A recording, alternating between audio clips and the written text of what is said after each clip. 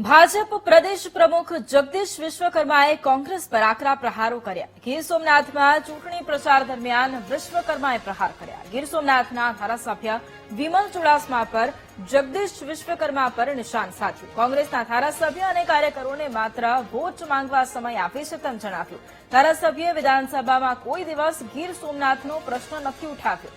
કોંગ્રેસના ધારાસભ્ય વિધાનસભામાં મૂંગીમાની જેમ આગળની બેન્ચમાં બેસી રહે છે। ભાજપના ધારાસભ્ય અને સાંસદ સભ્ય તમારા માટે રજૂઆત કરે છે।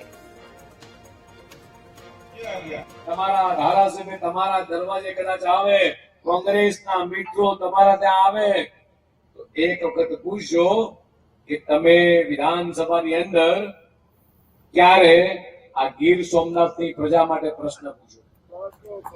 તમારા ધારાસભ્યને પૂછજો, અથવા તમે કદાચ આવો, રાજેશભાઈને કહું છું, ભગાભાઈને કહું છું, તમને વિધાનસભામાં લેતા આવે, તમારા ધારાસભ્ય પેલી મૂંગી માં બેહે એ વિધાનસભામાં આગળની બેન્ચમાં બેઠા હોય, એક હરફ શબ્દ આખા વિધાનસભાના સત્ર દરમિયાન એક શબ્દ પોકારતા નથી।